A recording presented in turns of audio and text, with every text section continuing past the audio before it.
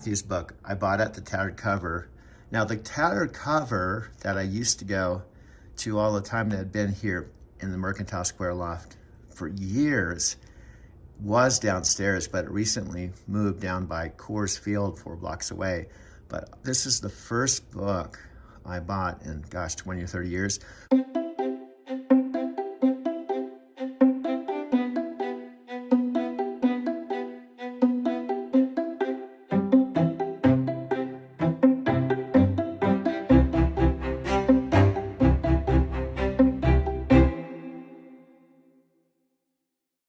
When I left January 2009, I brought a whole big box full of books I had at the Newhouse Hotel that I didn't want to bring on the train, that I sold to Capitol Hill Books. That's still there today. On Launchpad that I did with 7,000 people from 100 countries. I actually watched it, participated in it right here in my loft.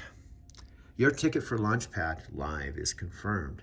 Get ready for a fun 3 days full of next level capabilities, breakthroughs, and secrets to help you thrive in selling what you know.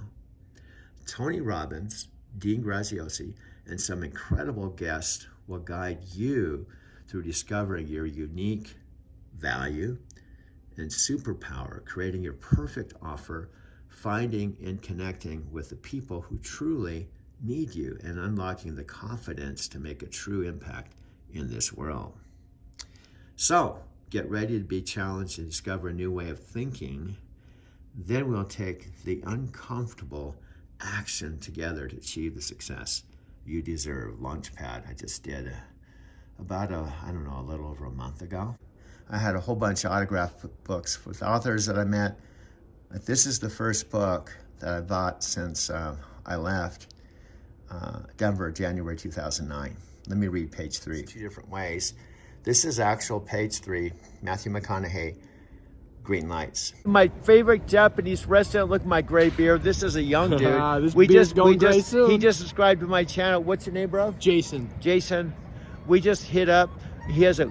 I got a crying dog. She want to go somewhere. She wants to go, but we connected. Had to do. Yeah. We brothers. We just connected. This is I can't wait till my beard looks like yours. Yeah, this is how we do synchronistic This shit. is how we do synchronicity stuff. We like all day. Get on his channel. This is like Get Ram on his Dass. channel. This is Ram Dass. This is a Ram Dass dude. Mm-hmm. We Ram Dassian like. Ram Dass.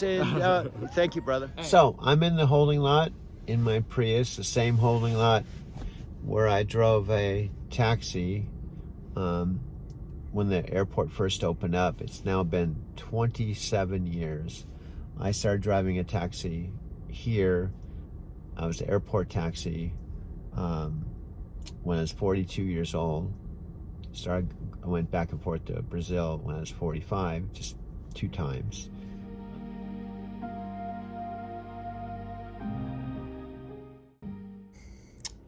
This is not a traditional memoir. Yes, I tell stories from the past, but I have no interest in nostalgia or being sentimental or retirement most memoirs require. This is not an advanced advice book either. I know I'm just talking to myself, and but that's what that's what I do. I just picked up something magical just happened. I want to talk about right after I dropped her off. And I told her the same thing. I got online. Unless you do Lyft or unless you do this, you may not understand, but here's what's so magical about Lyft compared to truck driving, compared to a regular job. Although I like preachers, I'm not here to preach and tell you what to do. This is an approach book. I'm here to share stories, insights, and philosophies that can be objectively understood, and if you choose, subjectively adopted by either changing your reality or changing how you see it.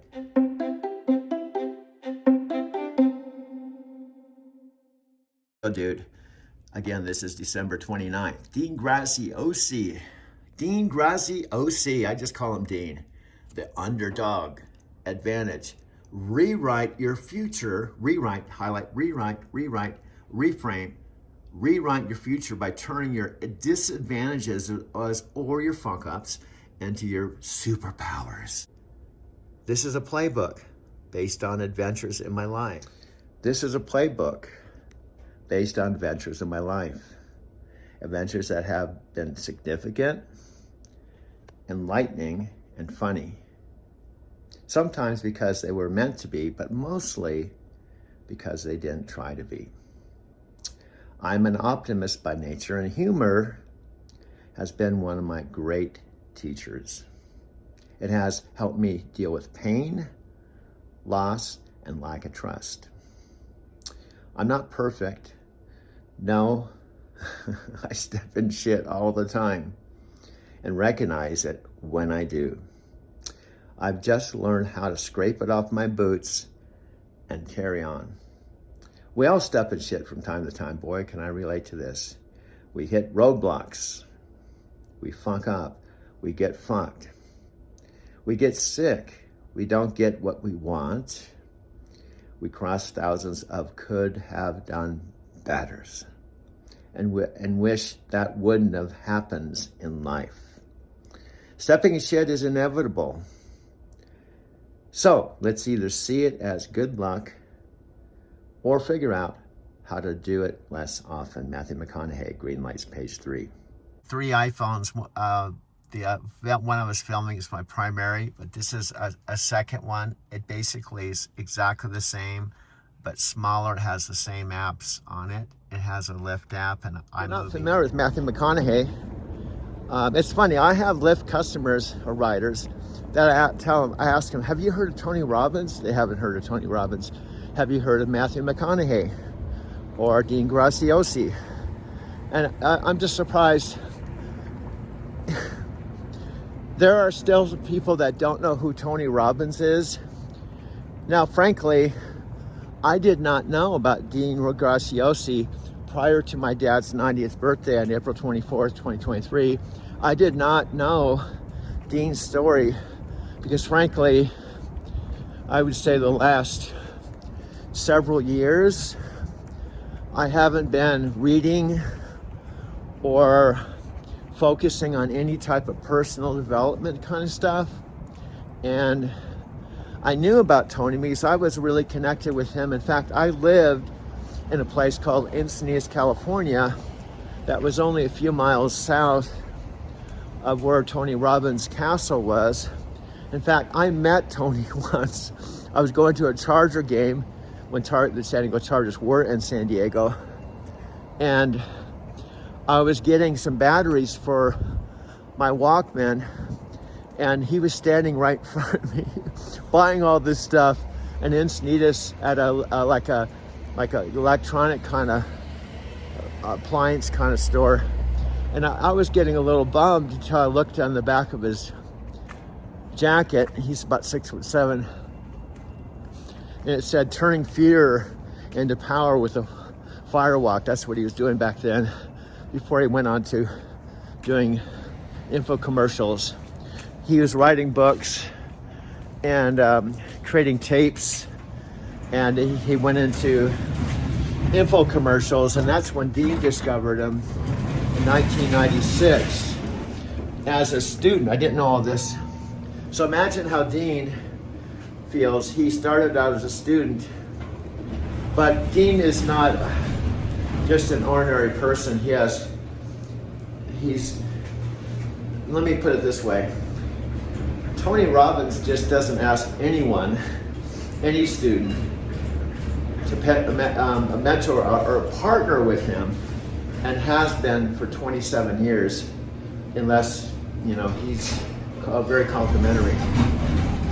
And now that I've been mentoring with both Tony Robbins, but mostly Dean, I can now see from my own personal experience why Tony Robbins would ask Dean to mentor with him and partner with him. And then on top of it, what makes it more magical for me is how Matthew McConaughey came into the picture. See, Tony and Dean, in 27 years, You know, there's Brian Tracy, Jack Canfield. There's just a whole bunch of personal development gurus that are out there that they could have partnered with, but they never have. And I've already been around best-selling authors. I was Jack Canfield's sound man for about 4 years, and I know how they think and operate. They all listen to the same tapes. They all read the same books. They all work on personal development. If you went to Jack Canfield's house in Santa Barbara, he'd have all these books and tapes. And even though he's actually kind of a guru himself, he never stops learning. In fact, he's 80 years old now, and he doesn't have to work anymore. And he's still speaking. He's still doing stuff online, and he's doing that now. And he's 80. Now, what does this all have to do with me at age 70? Because I don't claim to be Jack Canfield or Tony Robbins or Matthew McConaughey or Dean Graziosi. And this is exactly what Dean teaches with the Mastermind Group is, number one, we are not a culture of perfection. Perfection doesn't exist. Number two, we aren't a culture of comparison. Don't compare yourself with Tony, with me, with Matthew McConaughey. You're not supposed to try to be us. You can mentor with us because we just further down the path than you, and we can help you like we've helped and mentored 85,000 people, and we do virtual events, and you can join our mastermind community. But the goal is to help you be the best version of your own unique self. And what they believe is, I tell my Lyft customers the same thing. They believe that each and every one of us has a story to tell, and each story is unique. And here's the bottom line. Here's the thing I'd like you to hear. I have picked up over 2,000 people, and out of 10 people, and it's going to happen today, usually I have at least 2 people out of 10, maybe 3, that I tell my story about Japan or my trucking, and they're interested. And also, they're interested enough in the short time we spent in the car, which is a one-time shot, to subscribe to my channel. And I can't tell you how many times they've said, "This is the most interesting conversation. Thank you so much." And they started out as complete strangers. They didn't know anything about me. I got to change my profile picture because I have a beard now. But the point is, they get in my car, and our starting point is I'm the driver. And I'm only with them 5 minutes, 10 minutes. The longest usually is about 30 minutes to the airport. And one by one, man, it's cold. I can feel it in my hands. I gotta get some gloves. One by one, they're becoming subscribers to my channel. Now, I tell them usually as I'm dropping them off, and I have them type in "Driving to Tokyo Space Channel" and subscribe. I tell them what to do. I'll tell them to scroll down to the bottom introductory video, which is 59 seconds long, and watch that first, and think of every video as a chapter in a book. And the first several videos are all when I was driving a truck and making videos. I can relate to these words. I relate to these words, especially now that I am with Tony Robbins and Dean Graziosi, have got connected to Matthew virtually. I have to be careful. Sometimes this is icy, but this is a bridge that I walk over through those buildings, through Cummins Park. Now, on a weekday, when it's sunny and warm, often there's people jogging, biking, walking their dogs. This is a popular park for dogs. In fact, Denver in general is very dog and pedestrian friendly. And again, this is looking back at where I just came from with Empower Field in the background. And these condos right here, July of 2013, you know, little over 10 years ago, I was renting one of these condos, and on my Doug Werma channel, I actually have a video of me overlooking this same park talking about the Empower Network No Wussies event. So that was funny. I was driving for night transportation and I was attending Empower events, and I didn't know that I would be living here 10 years later. How did that happen? And I've been on regular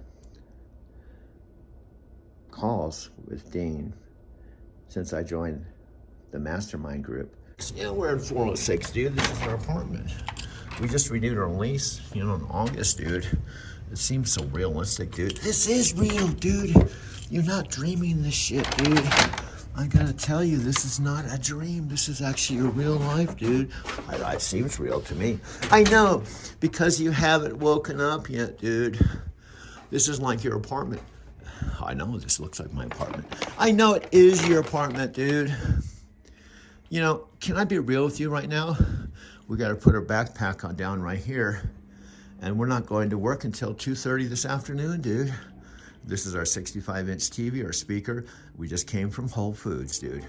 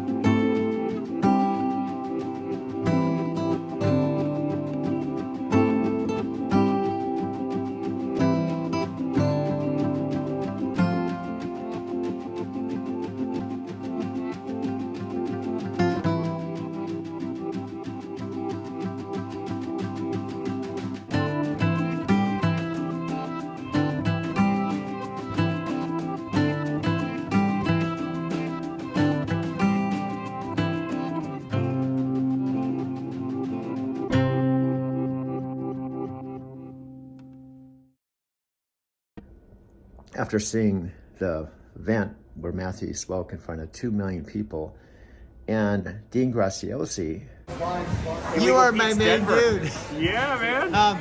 So I could have everything here, but I'm gonna have, let's have burrito. Let's do a burrito, man. Let's do it. Brother, we gotta get together, man. We've been talking know. about for a year. I know. It's been a year already? It's almost Maybe even 5 years, dude. 5 years. Hey, I'm sure. But this is the newest. I'm filming you right now. I'm telling all my friends in Tokyo, this is I got connected with my main bro here. I missed it, bro. Dude, I miss you, man. What you been up to? Making videos, man. Hell yeah. The same thing, shit. Yeah. Making Yeah. a living, driving for Lyft. I was gonna say, how's driving going? You making good money doing stuff? Well, just trying to survive, bro. I get it. I get it, Doug. What kind of meat you doing today, Doug? I'll have chicken. Cool. But bro, I'm being sincere, bro. You have a unique look, personality about you. I'm not sure about that, but I appreciate it. And I'm filming you. Not too many people let me film it. I don't care. Hey, it doesn't Now, matter. how's the engineering bullshit going? Dude, it's going good, man. It's it's keeping me busy. It's, And what are you doing? in the best way? So right now I'm actually working on got an EP going that I'm working on, doing some mixing and mastering on that, and then I'm You working got to on a invite little- me. Can you have guests at your studio? It depends. They're kind of real strict about Yeah, it. I Like understand. sometimes I can't even bring a lot of my friends with me. I Like, understand. yeah, they'll let me bring in my girlfriend sometimes. But A not all the time. girlfriend. You have a girlfriend. I do, man. Well, bro, I'm happy for you, bro. Thanks, man. I appreciate it. Anyway, bro, I don't want to keep you from your job. Hey, you're good. I'm gonna put this on a video. Yeah. Will you watch my video I sometime? do. Every now and then I check in. I see what's going on. I watch a clip here, a clip there. I Yeah. see what's going on. I Yeah. love it, man. And Tony Robbins planned that event for 8 months. Sometimes in life, that's following patterns. It's following a roadmap. That's having your GPS on. But most of us are driving 100 miles an hour down roads and just hoping we land at a destination. A little bit of this, dude. Do you feel stuck in your life? Things look good on the outside, but on the inside, you feel like a prisoner trapped. Well, I know I feel like a prison sometimes, all the time, dude. Or maybe you feel like you missed your chance, or you can't find your starting point, and no matter what you do, nothing moves forward. I know sometimes it's one step forward and two backward, dude. You're the underdog, dismissed, counted out, lacking the right resources, and unsupported. Even all my friends, I mean, Sophia Raskin's not talking to me. Freddie's not talking to me. Chicago's not talking to me. Last time she called me was in July, dude. And that's the awesome part of it. Sometimes we'll meet strangers. Like, I know Elsie doesn't know a bunch about my story, but my wife and I travel. We're on the road a lot too. And to your point, you go to a truck stop. We used to travel with a travel trailer, and we would stay at truck stops. And I remember my first time traveling. You kind of get a little scared. Like, is there anything that you can tap into on that with like how you overcame that, like the thought of being alone at a truck stop as a female, or what was that like for you? Well, I think it's all about like how you present yourself. Like, I always walk up with my head high, and I'm always scanning. I always check all of my surroundings at all times. A lot of people will strap their doors. I don't do that because it's unsafe. I fight. Now, what if is there's a fire. that? Sorry to interrupt you, but what is? I've never heard about that. To strap your doors, you hook your seatbelt through and you click it on your seatbelt, so it locks your doors. You can't get out. But the thing is, with that, I think personally for me, I wouldn't do it because if there's a fire, I can't get out quick enough. Right. I'm like, I'm okay. So I'm always scanning my surroundings. You have to be aware of your surroundings. So I lock my doors. When I shut down at night, I shut down, and I'm always in a lit area, like a truck stop or a rest area. I mean, for Knight's policy, we're not on the ramps. We don't sit duck. It's called sitting duck. We actually stop, or I go to my yards. We have a ton of yards that I go to. So that's where I park. And I've always felt safe. I've never had a huge problem. So I know a lot of other women say they have problems, but it's all on how you carry yourself and your confidence and, being aware of your surroundings out here. Right on. As simple as it could be. I love that part because that's how I mean, Doug, I'm sure you could probably tap in on that too. Like when you first got started, was there like some kind of weirdness for you, like stopping at a truck stop and doing things like that? I think the thing, maybe Elsie would be able to relate to this too. It wasn't so much safety because I've traveled all over the world. Ran on money in Morocco and hitchhiked all over the United States, and so it wasn't that. But it's coming into this culture. It's kind of like a biker culture, almost like Harley Davidson culture. You're coming into this culture, and when you're brand new, when you're backing up and the things you're doing, it's obvious to the rest of the truck drivers sometimes that you're new. And so you're coming into this brand new tribe, and everybody's watching you and checking you out, and you're new, and it takes a while to kind of blend into the tribe, and feel like I'm one of them. I'm not the outside, I'm one of these guys, and that takes a while. So it was more along those lines of feeling like an outsider. Every time I went to a truck stop or a consignee or a shipper, when all these experienced people, you could tell they knew exactly what was going on, but I was new. I didn't know what was going on. So that was part of it for me, just getting comfortable with being a truck driver and being in that environment.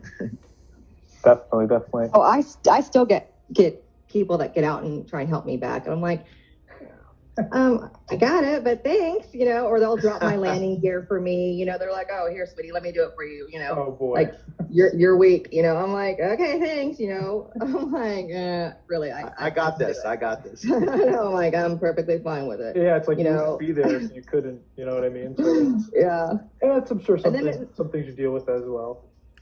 Yeah, and they're like, oh, wow, you did it pretty quickly. I'm like, yeah, I've been doing it for a while, but thanks, And, they're always so surprised. And I'm like, geez, you boys. You should just be like, oh, It's yeah, the boys. And then I'll see someone, back in really quick and just real tight, just one stop, and I'll get out, it's a woman backing up. I'm like, wow, she's really got it together, And she kind of looks at me, hey, dude, I've got this, Yeah, I mean, don't get me wrong. I have my bad days too. I'm like, dang, this took me 20 minutes. I'm like, and it's the easiest one possible. There's like no other trailers around and I can't get it in the hole. I'm like, yeah. I mean, some days I have my bad days. Some days I have my great days. And I'm like, this is a bad day. I swear I have been driving longer than you think. So do you have any kind of like mindset? Even, this is like, my sisters aren't, I know, just get back on point, dude. This book is going to take all those feelings and emotions, flip them on their head and show you something mind-blowing. What if what you thought was holding you back was actually a superpower? If only you saw it that way. The underdog advantage will show you that. As an underdog, you're actually in a great position.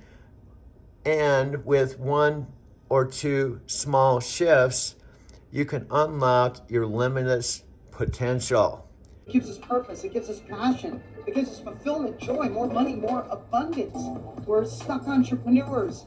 We're opportunity seekers, dead in a job, dead in an unfulfilled career, but we don't know where to start because our GPS is off. And I think that's the secret to life. If I look at some of the biggest unfair advantage I've had in my life, it's that I model those that have already been. I find people who have reached the level of success I want, and I just do what they do.